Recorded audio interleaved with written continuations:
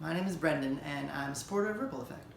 Today I'm going to show you how to do a simple at-home experiment that answers the question, is salt water more buoyant than fresh water? Salt gives water greater density, which makes the water more buoyant. The denser the liquid, the more it tends to float things. So let's find out. I've filled 2 containers with tap water.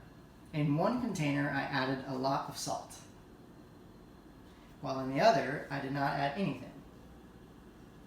For my experiment, I'm going to use a hard-boiled egg as my object.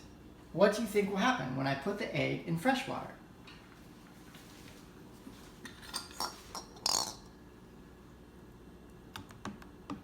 Aha! It sinks. Let's see what happens when we put it in salt water.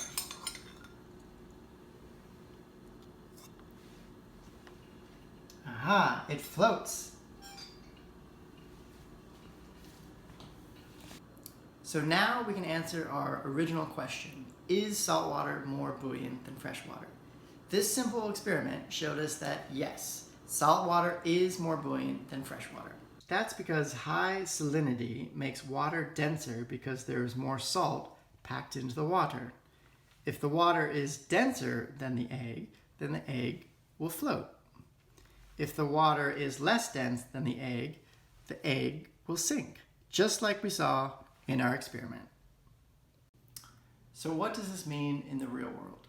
This explains why ships float higher in seawater than in lakes or rivers. It also explains why it's easier to swim in salt water than in fresh water. Can you think of other examples?